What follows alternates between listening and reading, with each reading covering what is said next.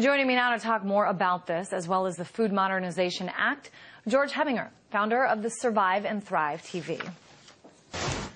Hey there, George. Let's talk first about the Senate bill S510. On your website, you voice your opinion about U.S. food and U.S. farms being put under the control of the Departments of Homeland Security and Defense, as is said to happen in this bill.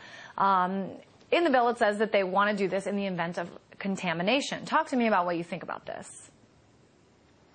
Well, I've read a summary of the bill, and you just have to look at who are the people opposing this bill and who are the people that are supporting it. If you look at the people that are opposing it, it's local farms, organic farms, raw food groups. If you look at the people supporting it, it's the corporate agribusiness giants and associations like General Mills and other groups and associations.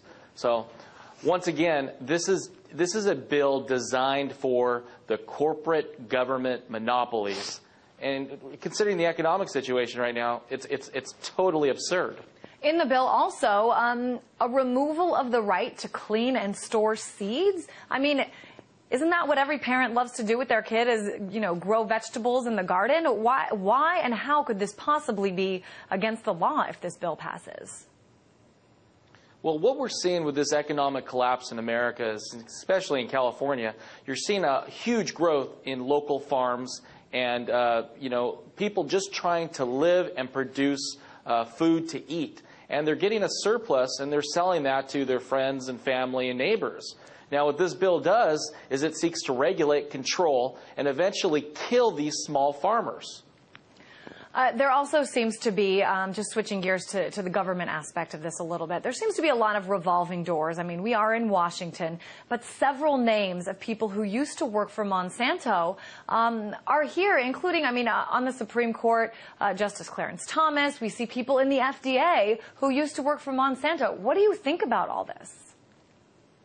This is just one in many steps our government has taken to partner with the big, large corporations. This is a sense of, this is fascism, this is corporatism, and it's leading to the destruction of our economy. I think eventually, at some point, just like what happened in Iceland, the people are going to have to rise up and physically take these people out of office and stop what's going on in this country. It's just getting utterly ridiculous when you can't even grow your own food. I think it's pretty interesting. We've seen over the last few years many people blaming diseases that are much more prevalent over the last 10 years, things like autism, ADHD, new forms of cancer.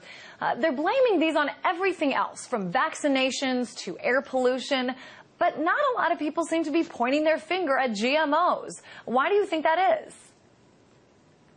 Well, these large businesses, these agricultural corporations, they lobby Congress.